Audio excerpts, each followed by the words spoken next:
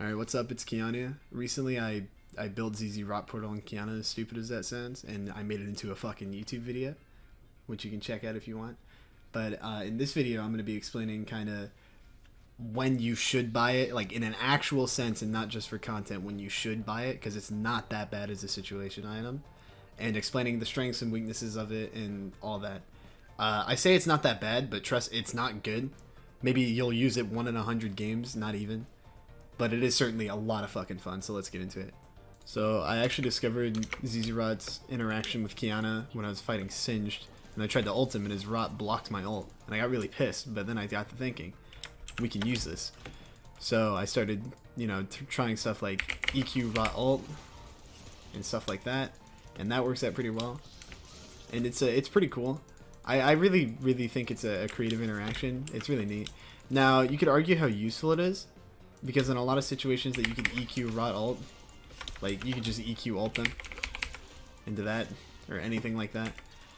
But say there's like a bunch of people grouped up on mid and you don't really have a good angle, you can make your own angle by like E Rot ult, and you can get a nice little 3-man in the middle of the lane, which is pretty strong.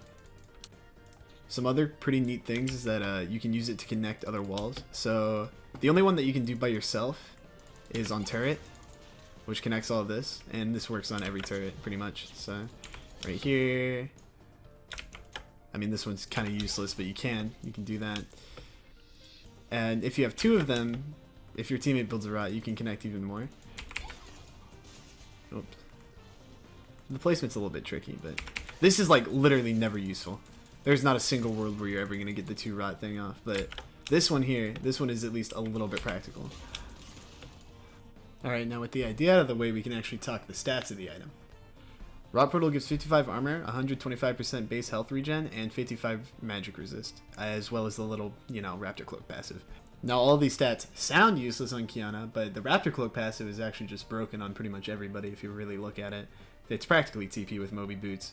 And if you're really far ahead, like 4, 5, and 0, and you get defensive stats, it can actually help you push your lead, because Qiyana doesn't need more damage when she's that far ahead.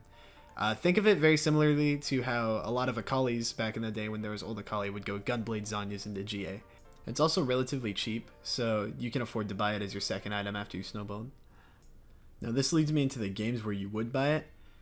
The only time you ever buy Zz'Rot Portal is if you're really, really far ahead, and the enemy team just fucking loves to group it and NA ram it down mid.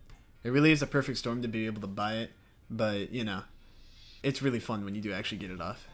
I'm talking about personal experience here. Maybe some of you guys will be able to buy Rot Portal and Qiyana and pop off every game like it's a power spike. I don't know.